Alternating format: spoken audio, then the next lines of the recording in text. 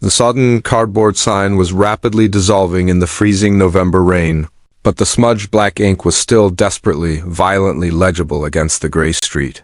Exactly enough for the crosstown bus fare to get home to my sick daughter. Victoria Sterling, the 32-year-old billionaire CEO of Sterling Acquisitions, stared at the pathetic piece of cardboard from the suffocating warmth of her idling town car.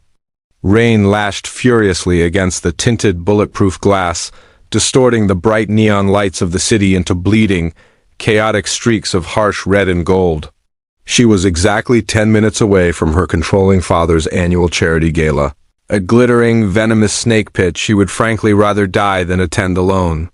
The ruthless board of directors had been circling her like starved vultures for months, whispering that her icy, solitary lifestyle was a profound liability to the family brand. They demanded a relatable figurehead, someone with a pulse and a loving partner, not a ruthless corporate machine who worked 90-hour weeks and fired senior executives before breakfast. Worse still, her manipulative father had deliberately invited Julian, her insufferable ex-fiancé, a man who saw her immense wealth as a stepping stone rather than a shared empire. Julian would undoubtedly be waiting in the grand marble foyer, armed with a condescending, practiced smile and a rehearsed, sickening speech about how she still desperately needed him. She needed a prop tonight, a temporary human shield to deflect the pitying. She required a fake date, someone entirely removed from her elite world, who could play a convincing role and disappear by midnight without demanding a lucrative press release.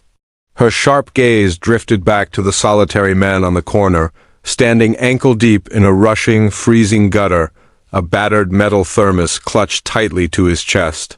His broad shoulders were hunched defensively against the biting wind, a threadbare canvas jacket offering absolutely zero protection against the brutal, unrelenting late-autumn storm raging around him.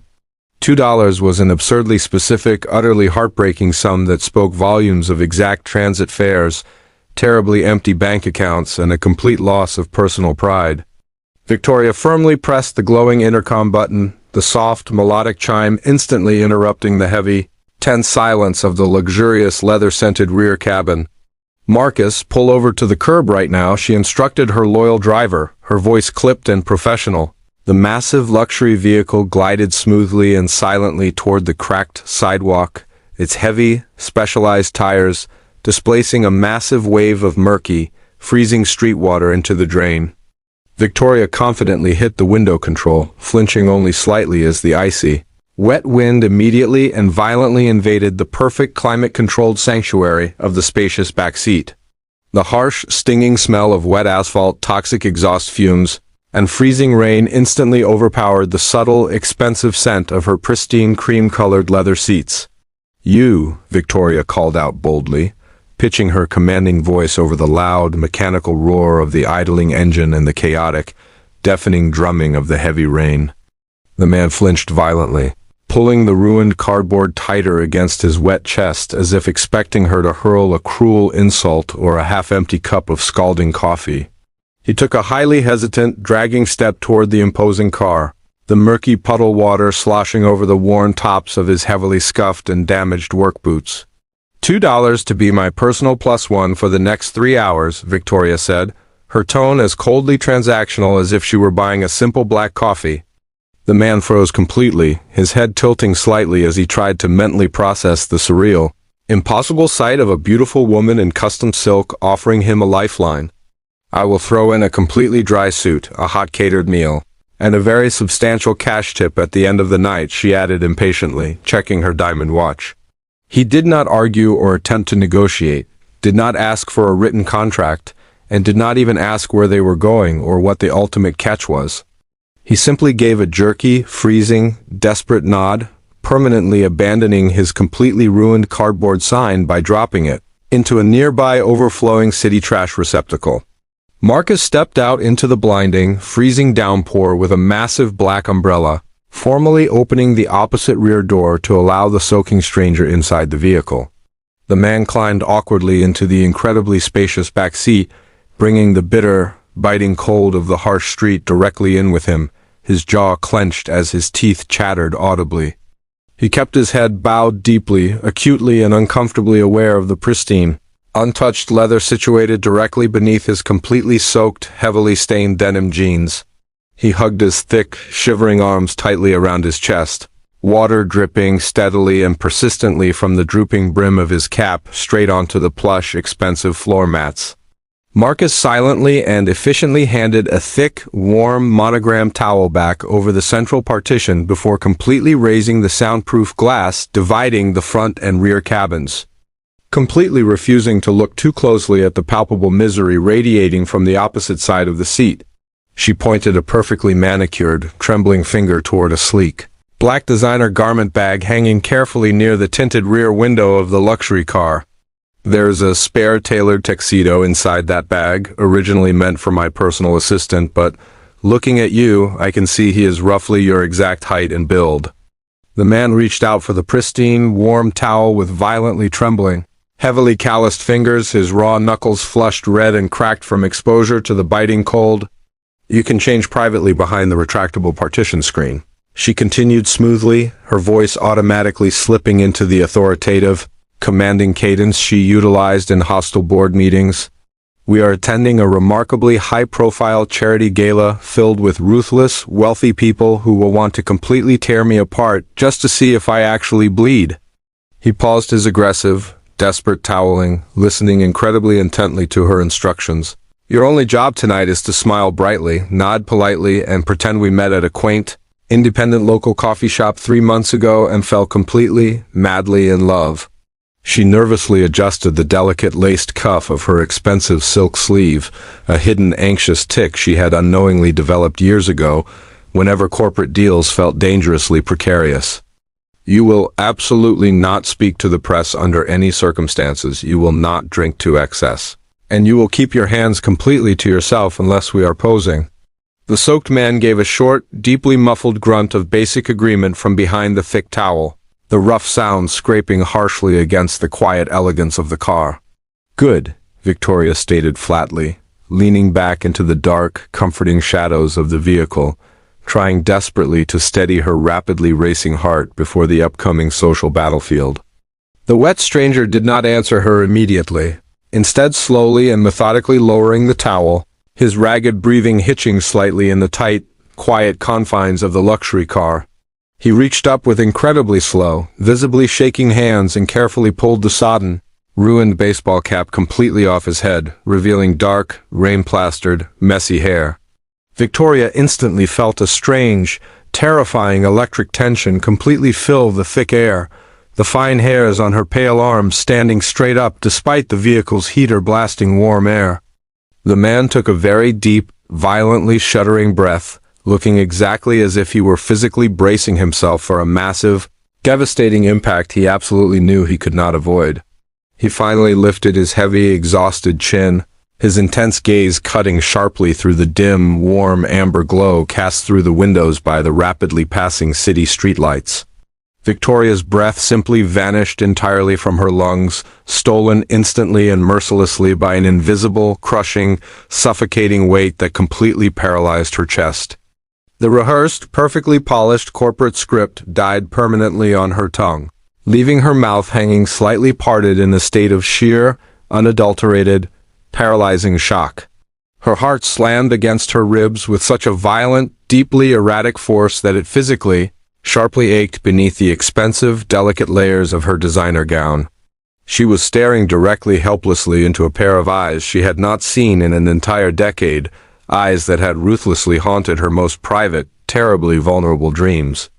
They were the exact same unique shade of warm, tempestuous hazel, though now heavily framed by deep, exhausted, painful lines that had certainly not been there when they were only 18. The familiar jawline was significantly sharper now, rougher, and covered in dark, untamed scruff, while the youthful, bright arrogance had been entirely replaced by a weary, profound sorrow. It was undeniably the beloved face of the rebellious, poor boy she had faithfully promised to marry underneath the rusting bleachers of their crumbling, underfunded high school stadium. It was undeniably the cowardly face of the man who had inexplicably, cruelly abandoned her without a single word the very week she finally left their broken hometown for California. The polished, impenetrable veneer of the untouchable, Ruthless billionaire shattered instantly into a million pieces, leaving behind a terrified, heartbroken, incredibly vulnerable girl from the wrong side of the tracks. The heavy, suffocating silence stretched endlessly between them, taut and incredibly dangerous, loudly humming with the heavy ghosts of 1,000 painful, desperately unsaid words. He looked quietly at her custom silk gown, her flawless, expensive makeup, and the blinding diamond necklace that cost vastly more than their entire old neighborhood combined. Then he looked down at his own ruined, freezing, empty hands, a deeply bitter, painful, self-deprecating shadow passing visibly over his deeply familiar older features. Victoria tried desperately to speak, tried to fiercely demand a long-overdue explanation, but her throat was completely paralyzed by the overwhelming violent collision of her past and her present. The luxury car suddenly hit a deep pothole, the slight, unexpected physical jolt violently snapping the hypnotic, agonizing, frozen spell that had trapped them both in silent shock. He swallowed incredibly hard, his prominent Adam's apple bobbing nervously, the tough, defensive exterior of the desperate street hustler completely dissolving into raw vulnerability in her commanding presence. "You look absolutely beautiful," he finally rasped quietly, the fragile words slipping out of his mouth as an involuntary, deeply heartbreaking, profoundly honest confession. Victoria pressed her trembling back hard against the locked door, her perfectly manicured fingernails digging painfully and deeply into the soft, yielding leather of the armrest beside her. The universe clearly possessed a sick, incredibly twisted sense of humor, violently delivering her greatest, most profound heartbreak directly to her in the deceptive form of a $2 salvation. The broken man pulled his wet, freezing jacket much tighter around his broad chest, his hazel eyes shimmering brightly with a complex mixture of immense pride and unbearable, crushing regret. "My name is Arthur," he whispered softly into the heavy, emotionally charged silence of the back seat, his voice severely cracking as he stared at the billionaire. "Hello, Tori." The name hung in the heavy, leather-scented air of the town car. A phantom resurrected from a graveyard Victoria had spent 10 years paving over with marble and millions. Tori. Nobody called her that anymore. To the board, she was Victoria. To the financial press, she was VS. To her competitors, she was a nightmare. But to the shivering, soaked man sitting across from her, dwarfed by the luxurious expanse of the vehicle, she was still just Tori. The silence that followed was suffocating, thick enough to choke on. Outside, the November storm raged on. Sheets of freezing rain battering the bulletproof glass, but inside the soundproof cabin, the only sound was the ragged, uneven rhythm of their breathing. Victoria sat perfectly still, her spine rigid against the cream-colored upholstery, her mind violently rejecting the reality of the situation. It had to be a hallucination. A stress-induced break from reality brought on by the impending gala and the threat of her ex-fiancé. But the sharp, metallic smell of rain-soaked, cheap denim and the faint, painfully familiar scent of the cedar soap Arthur always used shattered that theory. He was real. He was here. The polished, impenetrable armor of the billionaire CEO cracked, exposing the terrified, abandoned 18-year-old girl beneath. "What are you doing here? Are you following me?" The accusation flared hot and sudden, a defensive reflex born of years in corporate war rooms. She wanted to believe this was a calculated ambush. She wanted to believe he had tracked her down, seen her fortune, and stood on that corner with a pathetic cardboard sign specifically to extort her. It would make hating him so much easier. Arthur recoiled as if physically struck, his broad shoulders curling inward. He looked down at the ruined, waterlogged boots resting on the plush floor mats. "No," he said, his voice a raspy, broken scrape that lacked any of the youthful bravado she remembered. "I didn't know it was your car, Victoria. The windows are tinted black. I just saw a fancy car pull over. I thought maybe some rich guy needed a designated driver or somebody to carry an umbrella. I swear to God I had no idea it was you." Victoria stared at him, her chest heaving beneath the delicate silk of her designer gown. The sheer, staggering mathematical improbability of it all made her dizzy. "In a city of 8 million people, on a night when the sky was falling, you disappeared," she said, the words slipping out before she could stop them, raw and dripping with a decade of unhealed resentment. The anger felt good. It was a familiar burning shield against the overwhelming vulnerability threatening to drown her. 10 years ago. 1 week before I was supposed to leave for Stanford. You paid my $500 tuition deposit from your savings. You disconnected your phone? You moved out of your apartment? I went to your landlord and he said you cleared out in the middle of the night. Why? Arthur closed his eyes, squeezing them shut as if the memory itself was a blinding, painful light. The rainwater dripped from his dark, messy hair, trailing down the sharp, exhausted lines of his face. He looked so incredibly tired. Tori, please, don't do this. Not tonight. Just let me out at the next light. You can keep your $2. Just let me go. No. Victoria practically shouted, the sudden volume startling even herself. She hit the control panel, engaging the child locks on the rear doors with a sharp, electronic click that echoed like a gunshot in the quiet cabin. You don't get to run away this time. You don't get to vanish when things get difficult. I spent my entire freshman year waiting for a letter that never came.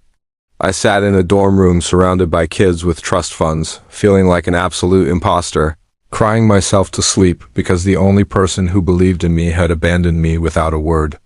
I thought you died, Arthur. Arthur's head snapped up, his hazel eyes flashing with a sudden fierce intensity that stole the breath from her lungs. Stopped loving you? Victoria, I never stopped. I loved you so much it felt like it was tearing me apart from the inside out. Then why did you leave? She demanded, her voice cracking, a single, traitorous tear escaping her mascara-coated lashes and tracing a hot path down her pale cheek. If you loved me, why did you throw me away? Arthur stared at her, the fight slowly draining out of him, leaving behind nothing but a profound, crushing defeat. He reached up with trembling, calloused hands and rubbed his face, taking a long, shuddering breath. When he finally looked at her again, the sorrow in his eyes was so deep and agonizing that Victoria instinctively reached out, her fingertips hovering inches from his damp sleeve before she forced her hand back to her lap. It was Sarah, he said quietly, the name shattering the tension in the car. Victoria froze. Sarah, Arthur's older sister. The vibrant, fiercely protective woman who had practically raised him after their parents died. Sarah had been their sanctuary, letting them study at her tiny kitchen table and sneaking them extra food when money was tight. What happened to Sarah? Victoria asked, a cold knot of dread tightening in her stomach. She died, Arthur whispered, his voice completely hollowed out by grief. The week you got your acceptance letter. It was an aneurysm, no warning, no sickness. She was just making coffee one morning, and she collapsed. She was gone before the ambulance even arrived at the hospital. Victoria gasped, covering her mouth with her hand. Oh my God, Arthur ... I didn't know. I'm so sorry. I love Sarah. Why didn't you tell me? I would have stayed. I would have helped you. That is exactly why I didn't tell you. He leaned forward, ignoring the wet fabric clinging to his skin. You had a golden ticket out of the gutter. You had a full academic scholarship to one of the best universities in the world. You had a mind that was meant to build empires, to change things. If I had told you my sister was dead, what would you have done? Victoria swallowed hard, staring into his desperate eyes. I would have stayed, she admitted softly. I would have deferred my enrollment. I would have helped you plan the funeral. I would have stayed by your side. And then what? Arthur pressed, his voice thick with unshed tears. Because Sarah didn't just leave me behind, she left Lily. Lily? Her daughter, Arthur explained, a painful, bittersweet smile touching his lips. Sarah's boyfriend took off the second she got pregnant. Lily was only 6 months old when Sarah died. The state was going to take her, Tori. Child Protective Services was literally in the hospital waiting room. They were going to put my infant niece into the foster system. The reality of his words hit Victoria like a physical blow. The suffocating weight of his past crashed down upon her shoulders. I was 18 years old, Arthur continued, staring at his rough, scarred hands. I had no degree, no real job, and absolutely nothing to offer a child, but I was her blood. I was all she had left in the world. I fought like hell in family court, and a sympathetic judge gave me custody. Overnight, I became a single father to a baby girl who cried for a mother who was never coming back. He looked up, meeting Victoria's tear-filled gaze. If I had told you, you would have stayed. You would have thrown away Stanford, thrown away your future, to help me raise a baby in a moldy trailer park. You would have taken on double shifts at the diner just to help me buy formula and diapers. Your brilliance, your fire, your entire future. I couldn't let you do that. I couldn't be the anchor that drowned you. So you broke my heart instead, Victoria whispered, the tears flowing freely now, ruining her immaculate makeup. I had to make you hate me, Arthur said, a single tear finally escaping and tracking down his rough cheek. It was the only way to make sure you got on that plane to California. I changed my number. I packed up Sarah's apartment and moved to a cheaper part of the city. I watched you leave from a distance. It was the hardest thing I've ever done in my entire life, Tori, but every time I saw your name in a magazine, every time I read about sterling acquisitions, acquiring a new company or revolutionizing an industry, I knew I made the right choice.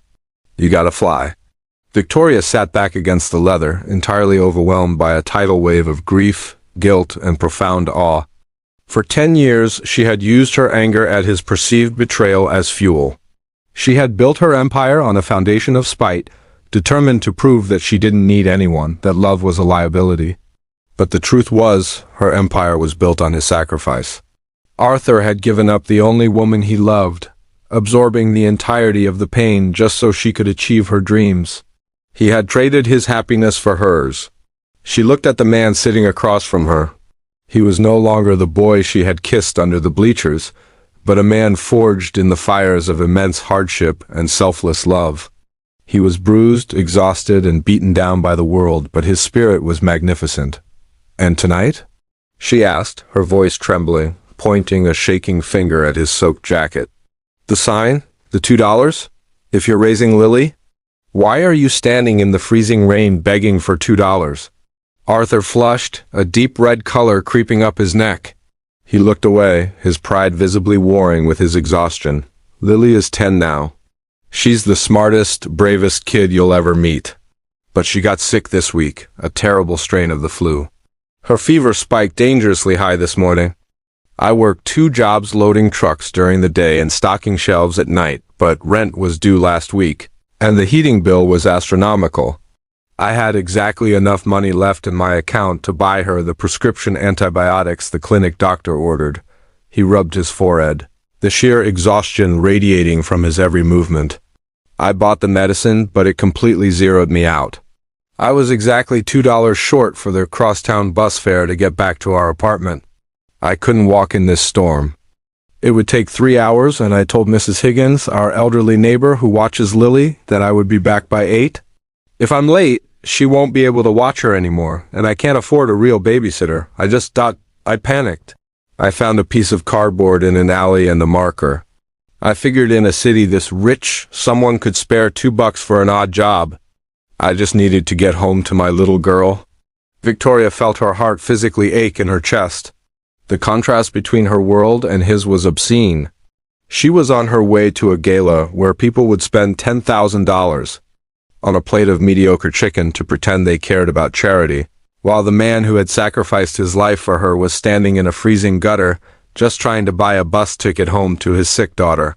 The anger that had sustained her for a decade completely evaporated, leaving behind a fierce, overwhelming surge of protective warmth. She looked at the man who had bought her future with his own, and in that precise moment the ruthless billionaire CEO died, and the girl who loved him fiercely came back to life. "Marcus," Victoria called out clearly, pressing the intercom button. The partition hummed slightly as the connection opened. "Yes, Miss Sterling?" The driver's professional voice filtered through the speakers. "Cancel the arrival at the gala," Victoria ordered, her voice completely steady, a new kind of steel reinforcing her spine. "Find the nearest absolute best 24-hour pharmacy, and then I need you to find a high-end gourmet deli. We are making a delivery." Arthur looked at her in shock, his hands gripping his wet knees. "Tori, what are you doing? Your gala." "You're bored, ... quotes Victoria leaned forward, reaching out across the divide. This time she didn't stop. She placed her soft, manicured hand gently over his rough, freezing, callous knuckles. The warmth of her touch made him gasp quietly. "The board can go to hell," Victoria said, looking directly into the hazel eyes she had never stopped loving. I'm not letting you go this time, Arthur. You've been paying my debts for 10 years. It's time I started paying you back. Now tell me about my niece. Chaotic intersection, leaving the bleak, freezing street corner and the ghost of Arthur's desperation far behind them in the rearview mirror. Victoria did not release his deeply calloused, violently shivering hand for the entire ride, her perfectly manicured fingers serving as a desperate, grounding anchor against the tidal wave of traumatic history flooding the quiet cabin. Marcus expertly navigated the treacherous, rain-slicked city streets with practiced precision, eventually pulling the heavy town car smoothly against the bright. Before Arthur could even attempt to unbuckle his seatbelt or voice a single syllable of his inevitable, she stepped out into the freezing, relentless downpour entirely alone, the delicate, sweeping hem of her incredibly expensive, custom silk gown instantly absorbing the murky, toxic street water as it dragged across the cracked pavement. The harsh, sterile fluorescent lights of the massive pharmacy buzzed aggressively overhead, casting long, deeply unflattering shadows as the ruthless billionaire CEO frantically pushed a red plastic shopping cart down the pristine aisles. She did not look at the exorbitant price tags as she ruthlessly cleared entire shelves, tossing in 6 glass jars of premium organic bone broth, medical-grade electrolyte solutions, and expensive imported Manuka honey known for its soothing properties. She grabbed boxes of herbal respiratory teas, specialized children's fever reducers, a high-end digital thermometer, and finally, after a moment of profound, painful hesitation, a massive, ridiculously soft plush bear wearing a tiny knitted sweater, she slammed the overflowing basket onto the polished checkout counter. Wide-eyed stare of the graveyard shift cashier who was actively trying to comprehend the soaked, dripping woman in a gala gown. Victoria slapped a heavy matte black titanium credit card onto the scanner, her jaw clenched tightly with a fierce, deeply protective maternal instinct for a 10-year-old girl she had never even met. When she finally returned to the warm sanctuary of the idling town car, Marcus was already coordinating with a premium, bonded late-night courier service he kept on an exclusive retainer for the corporate executive team. Victoria carefully placed the heavy bags of groceries and medicine onto the dry leather seat, sliding a thick, unmarked white envelope containing 20 crisp $100 bills directly into the center of the plush teddy bear.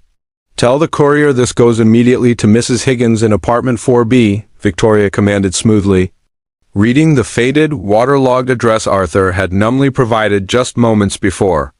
"Instruct the courier to tell Mrs. Higgins that Arthur has been retained for a highly lucrative emergency overnight corporate consultation, and this envelope is a premium overtime pay for keeping Lily safe and comfortable until morning." Overwhelming wave of unshed, deeply exhausted tears. He stared blankly at the staggering mountain of expensive supplies, his chest heaving as the crushing, terrifying weight of his immediate poverty was effortlessly lifted from his shoulders. "Victoria, you cannot possibly do this," he whispered brokenly, his voice cracking violently under the immense, emotional strain of accepting charity from the woman he had deliberately pushed away to save. "I can do absolutely whatever I want, Arthur," she replied fiercely, her tone brooking absolutely no argument, her eyes flashing with the familiar, terrifying brilliance that terrified her corporate board. "You bought my entire future 10 years ago with your own sweat and blood, so do not dare sit there and tell me I cannot buy my niece some decent chicken soup and a babysitter when she has a fever." The courier arrived within minutes, efficiently whisking the heavy bags away into the rainy night, leaving behind a profound, breathless silence in the back of the luxurious vehicle as Marcus smoothly pulled back into the chaotic city traffic. "Now," Victoria said, her voice softening significantly as she pointed a delicate, trembling finger toward the opaque. "Take off those freezing, soaking wet clothes before you catch pneumonia yourself, and put on the tuxedo hanging in the garment bag." Arthur did not argue anymore, his resistance completely shattered by her overwhelming, aggressive kindness, his movements slow and deeply hesitant as he carefully unzipped the protective black canvas garment bag. Victoria politely turned her head entirely toward the dark, rain-streaked window, her heart hammering a frantic, dangerous rhythm against her ribs as the soft, distinct sounds of wet denim peeling away and heavy fabric rustling filled the enclosed space. formal buttons of the pristine white dress shirt with his freezing, stiff, and heavily calloused fingers. When the rustling finally stopped entirely, a thick, expectant silence descended over the car, heavy with a decade of suppressed, agonizing longing and the surreal, impossible reality of their current proximity. His deep voice carrying a strange, nervous vulnerability that instantly made the tiny hairs on the back of Victoria's pale neck stand straight up. Victoria slowly turned her head, her breath instantly and permanently catching in her throat, her mind entirely blanking out as she took in the impossible, staggering physical transformation of the man sitting across from her. The bespoke, masterfully tailored midnight blue tuxedo clung absolutely perfectly to his broad, muscular shoulders, the crisp, sharp lines of the expensive fabric entirely masking the deep, exhausted slouch of his previous poverty. The years of brutal, unforgiving physical labor loading heavy cargo trucks and stocking warehouse shelves had built a commanding, powerful physique that no spoiled, soft-handed corporate executive could ever possibly hope to buy in a gym. The stark white collar of the formal shirt dramatically accentuated the rugged, dark scruff along his sharp jawline, and his messy, rain-dampened hair gave him an effortlessly dangerous, magnetic edge that was entirely intoxicating. He did not look like a broken, desperate man begging for exact bus fare on a flooded street corner. He looked exactly like a ruthless, untouchable movie star stepping onto a premier red carpet to conquer the entire world. He caught her stunned, breathless stare, a slow, deeply familiar, and incredibly dangerous smirk finally pulling at the corner of his beautiful mouth, a sudden flash of the arrogant, fearless teenage boy she had fallen madly in love with. Not too bad for a guy who was standing in a flooded gutter 20 minutes ago, is it? He asked softly, effortlessly adjusting the expensive silk bootie at his throat with long, elegant fingers. You look incredible, Victoria breathed honestly, the protective corporate armor entirely stripped away, leaving her feeling dangerously exposed and entirely at his mercy in the back of the moving vehicle. Brilliantly illuminated golden awning of the city's most exclusive, ridiculously opulent Grand Hotel, the designated battleground for the evening's charity gala. A chaotic, blinding sea of aggressive paparazzi photographers and screaming reporters swarmed the velvet ropes instantly, their camera flashes exploding like continuous lightning in the dark, miserable, freezing night. But before Victoria could even move her ruined silk skirts, Arthur had smoothly slid across the leather seats and stepped out into the blinding light first. He did not flinch, he did not cower, and he did not hide his face from the aggressive, screaming media as he turned back toward the dark cabin, offering Victoria his large, warm, deeply calloused hand. His grip was incredibly firm and profoundly protective, a solid, immovable mountain in the center of the chaotic storm, pulling her effortlessly from the deep back seat and tucking her closely, securely against his strong side. They walked up the long, soaked crimson carpet as a completely unified, terrifyingly powerful front, ignoring the frantic shouted questions about who the devastatingly handsome, mysterious stranger was holding the Ice Queen's waist. The heavy, soundproof brass doors of the grand ballroom finally swung open, immediately unleashing a deafening, overwhelming wave of clinking crystal champagne flutes, a live-string quartet, and the toxic, predatory hum of elite networking. The sprawling room was entirely draped in white silk and overflowing with thousands of imported, out-of-season white roses, a staggering, offensive display of wasteful wealth that made Victoria's stomach churn violently. As they stepped down the grand marble staircase, a distinct, incredibly profound silence began to violently ripple outward through the dense crowd, conversations dying abruptly as every predatory eye turned aggressively toward them. The board members, the rival CEOs, and the gossiping socialites all stared in open, unadulterated shock at the stunning, powerful man walking with complete confidence and undeniable ownership beside the notoriously solitary billionaire. Victoria immediately felt the familiar, crushing weight of their collective judgment pressing down on her lungs, her corporate anxiety threatening to completely overwhelm her fragile composure, but Arthur simply tightened his warm arm around her waist. "Keep your head up, Tori," he murmured quietly, his warm breath ghosting deliciously over the shell of her ear, sending violent shivers down her spine. "They only have exactly as much power over you as you surrender to them. Before they could even reach the first tray of past hors d'oeuvres, the dense crowd parted aggressively, revealing the imposing, deeply disapproving figure of Richard Sterling, Victoria's father, flanked closely by her insufferable ex-fiancé Julian. Julian wore a sickeningly smug, deeply condescending smile, his soft, uncalloused hands tucked casually into his pockets, while Richard's cold, calculating eyes immediately and ruthlessly scanned Arthur from head to perfectly polished toe. "Victoria, darling," Julian drawled loudly, his highly affected nasal voice effortlessly cutting through the ambient noise of the ballroom.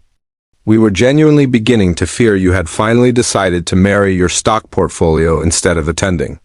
Richard ignored the terrible joke entirely, stepping aggressively into Arthur's personal space in a classic, textbook corporate intimidation tactic meant to make weaker men completely crumble. "And who exactly are you supposed to be?" the elder Sterling demanded harshly, his voice dripping with venomous disdain. "One of my daughter's pathetic, rented escorts for the evening?" Victoria felt a violent surge of pure, unadulterated rage ignite in her chest, opening her mouth to viciously tear her father apart, but Arthur gently, firmly squeezed her hip, silently demanding she let him handle the assault. Arthur did not shrink back, did not break eye contact, and did not lose the calm, terrifyingly dangerous stillness that he had learned surviving in a world vastly more brutal than a corporate boardroom. "I am the man who has known Victoria since significantly before all of this ridiculous empty theater existed," Arthur said quietly, his deep voice carrying a heavy, undeniable authority that effortlessly commanded the entire immediate circle.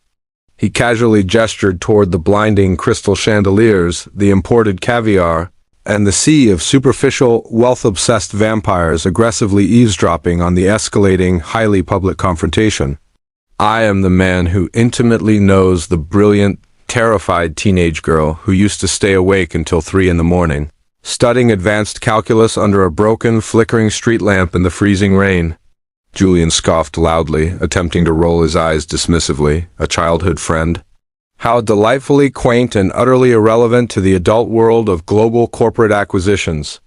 Arthur slowly shifted his intense, tempestuous hazel gaze entirely to Julian, the sheer, crushing weight of his life experience making the wealthy heir look exactly like a pathetic, misbehaving toddler playing dress-up.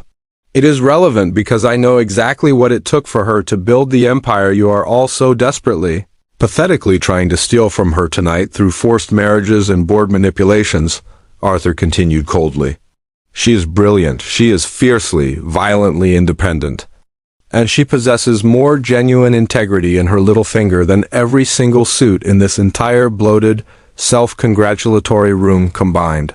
Richard's face flushed a deep, furious, ugly shade of magenta, his fists clenching tightly at his sides as the surrounding circle of elite socialites fell entirely, uncomfortably silent, completely captivated by the brutal dressing down. "She does not need your validation, she does not need your suffocating, toxic oversight, and she certainly does not need a soft, parasitic partner whose only real discernible skill is spending his trust fund." Arthur finished quietly, glaring at Julian. He turned back to Richard, his expression hardening into absolute, unbreakable stone. "So, you can either learn to respect the unparalleled genius of the woman leading your legacy, or you can kindly step out of her damn way." The silence that followed was absolute and entirely deafening, broken only by the faint, distant weeping of the string quartet in the far corner of the massive, opulent ballroom. Victoria looked up at the man standing tall and completely fearless beside her, a single, hot tear finally escaping her ironclad control and tracking slowly, freely down her cheek in front of the entire elite world. In a room completely overflowing with billionaires, generational tycoons, and ruthless corporate sharks, the exhausted, broken man who loaded boxes for a living was undeniably the richest, most powerful man there. He still possessed the exact same brave, fiercely loyal, and entirely unwavering heart she had fallen desperately in love with all those years ago under the rusting bleachers of their terrible high school. The absolute, paralyzing silence in the grand ballroom stretched to its absolute breaking point, heavy with the suffocating weight of unadulterated shock from hundreds of the wealthiest, most ruthless people in the city. A single, delicate crystal champagne flute slipped from the trembling fingers of a nearby socialite, shattering violently against the pristine white marble floor and echoing like a gunshot through the cavernous, opulent space. The sharp, jarring sound finally shattered the spell completely, prompting furious, hushed whispers to erupt like wildfire across the vast sea of imported silk, expensive tailored suits, and blinding diamond jewelry. Richard Sterling stood completely frozen, his rigid jaw working furiously but producing absolutely no sound. His supreme corporate authority entirely neutralized by the sheer, unwavering moral force of a man wearing a borrowed tuxedo. Julian, stripped entirely of his practiced, condescending smugness, took a highly visible, cowardly step backward, his soft features twisting into a pathetic mask of genuine intimidation as Arthur's dark, tempestuous gaze lingered on him. Victoria did not look at her furious father, and she did not spare a single, fleeting glance for the insufferable ex-fiancé she had been forced to tolerate for months to appease a treacherous board of directors.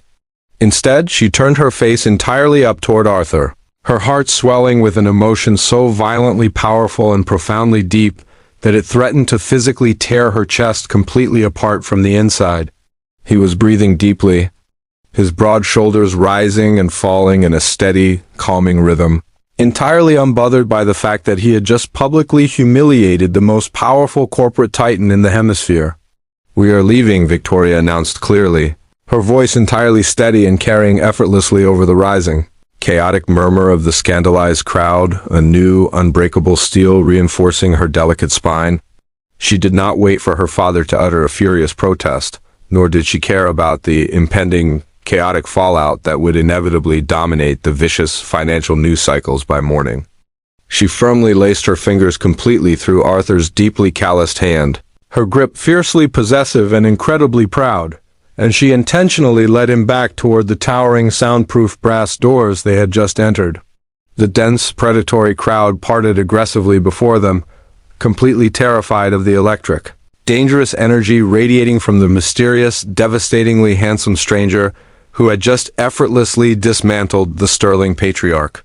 As they crossed the grand foyer and burst back out into the freezing, relentless November storm, the aggressive, blinding flashes of the waiting paparazzi erupted once again in a chaotic frenzy of brilliant white light.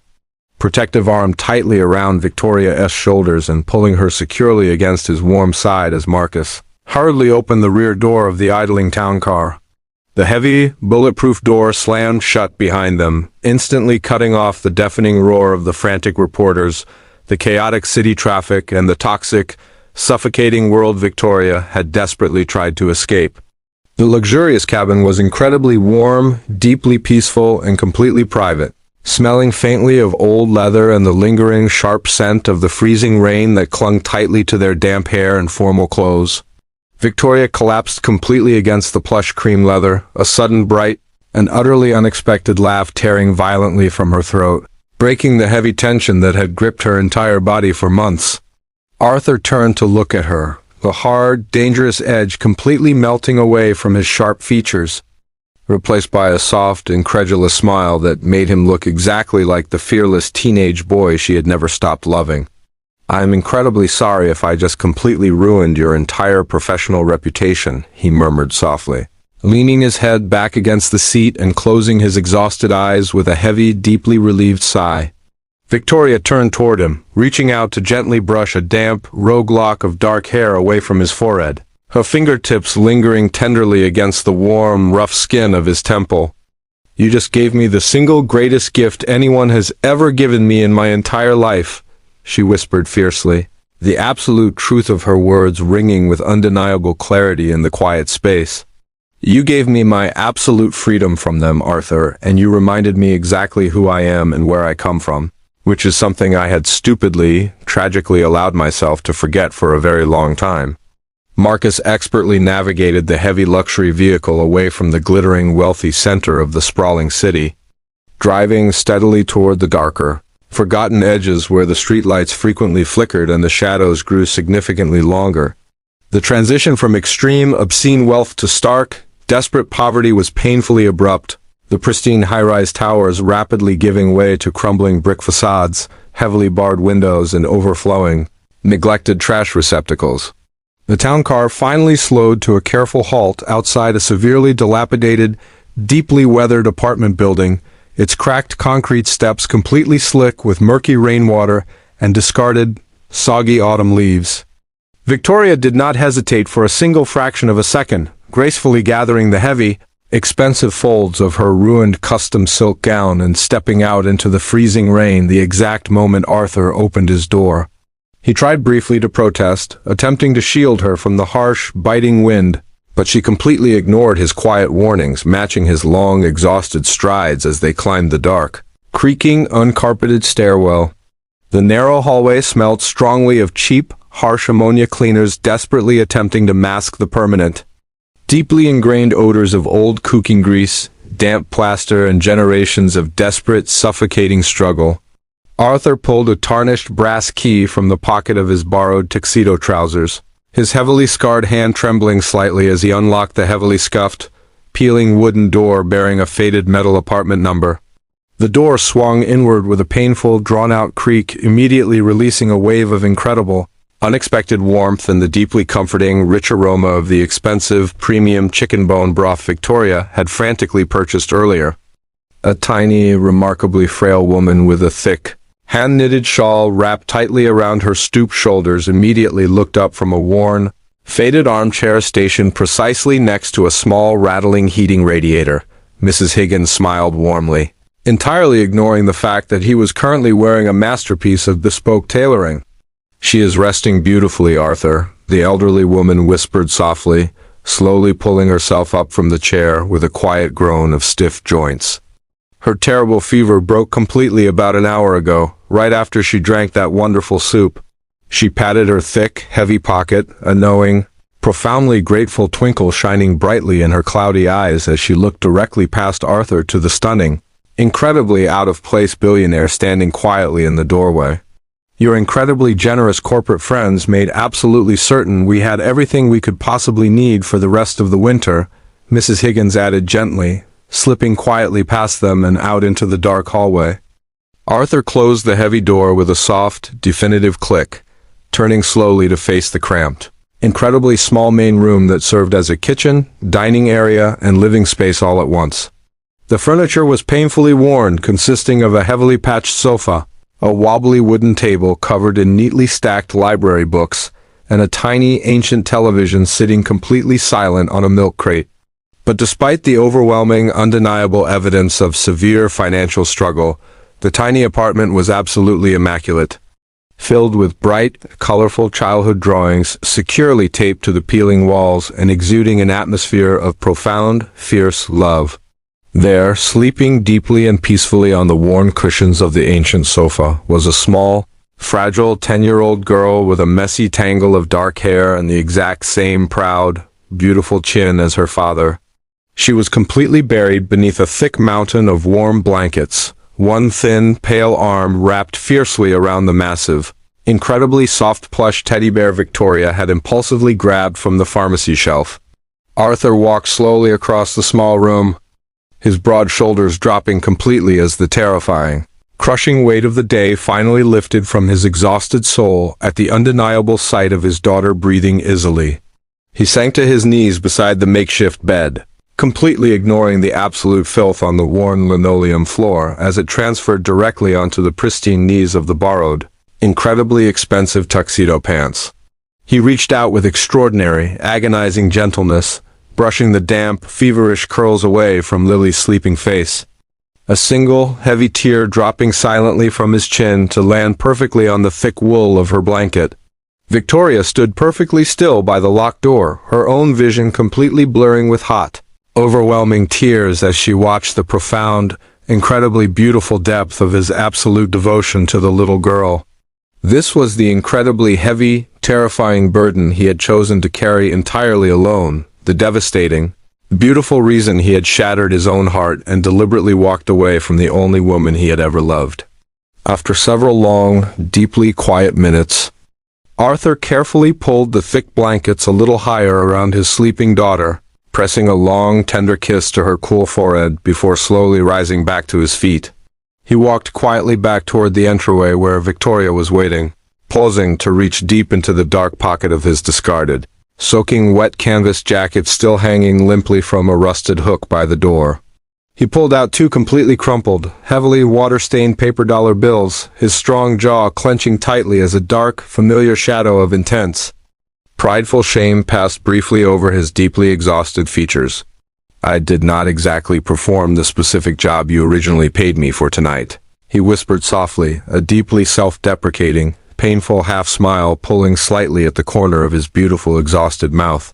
He held the ruined, damp money out toward her, the incredibly small sum representing the absolute, terrifying razor edge between survival and total devastation that he walked completely alone every single day. "I probably destroyed your entire corporate reputation, completely alienated your terrifying board of directors, and definitively made an enemy out of your billionaire father in front of the entire financial press corps." Victoria reached out slowly, completely ignoring the offered crumpled bills, and gently pushed his scarred, trembling hand away with her own soft, perfectly manicured fingers.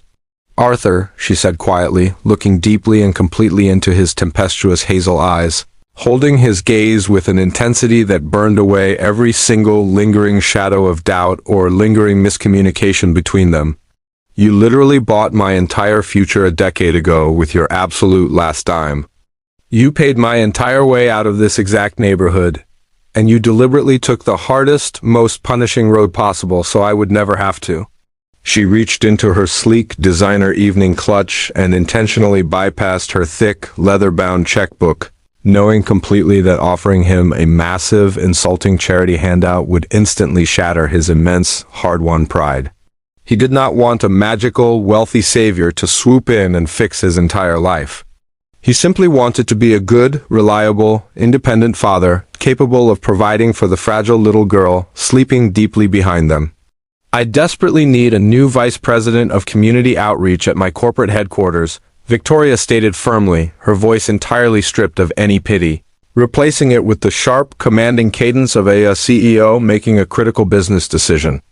"I currently have an entire building full of incredibly soft, wealthy executives who have absolutely no concept of what it actually means to struggle, to panic over a heating bill, or to genuinely fear for their survival." She stepped slightly closer to him, completely invading his personal space, the incredibly expensive silk of her ruined gown brushing softly against the heavy, pristine wool of his borrowed, perfectly tailored suit trousers. "I desperately need someone on my executive board who intimately knows the absolute, terrifying value of exactly $2, she whispered fiercely, her eyes shining with unshed tears and brilliant, unbreakable determination. "The starting executive salary is significantly more than you or Lily will ever possibly need for the rest of your lives. Comprehensive health insurance begins immediately, and the corporate child care center on the ground floor is entirely fully funded." Arthur blinked rapidly, completely stunned by the sheer, staggering magnitude of the professional offer, his brilliant mind instantly racing to comprehend the sudden, terrifying possibility of absolute, permanent safety for his family. "But there is a very specific, non-negotiable catch to this employment contract," Victoria added smoothly, a genuine, blindingly bright smile completely melting the last remaining, frozen shards of ice around her heart. Arthur swallowed incredibly hard, his prominent Adam's apple bobbing nervously as he stared down at the beautiful, powerful woman offering him the entire world on a silver platter. "What exactly is the catch, Tori?" "You have to completely allow me to take you and Lily out to a wonderful, ridiculously expensive dinner tomorrow evening," she replied softly, her voice thick with absolute, undeniable love and 10 years of desperate, suppressed longing. "A genuine, completely real first date this time, and I am absolutely, unequivocally paying the entire bill without a single argument from you." Arthur looked back over his broad shoulder at his peacefully sleeping daughter, the heavy, suffocating weight of poverty finally, permanently lifting from his broad shoulders, before turning back to the woman he had sacrificed absolutely everything for. He smiled then, a genuine, incredibly bright, and totally breathtaking smile that instantly erased a decade of terrible hardship and profound sorrow from his handsome face. illuminating the dark, dingy hallway.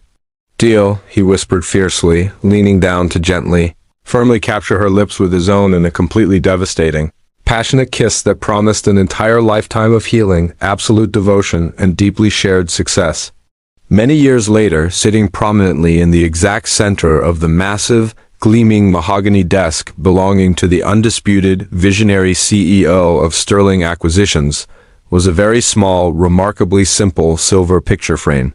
Inside the heavy glass was not a glossy photograph of a massive corporate merger, a brand new super yacht, or a powerful, intimidating board of directors standing aggressively in matching, expensive designer suits. It was simply two completely crumpled, heavily water-stained, faded paper dollar bills, carefully preserved and permanently displayed as a constant, humbling reminder of absolute loyalty, terrible sacrifice, and enduring, unbreakable love. They remained permanently, undeniably recognized as the single most lucrative, infinitely priceless, and miraculously successful long-term corporate investment Victoria Sterling had ever incredibly had the privilege to make.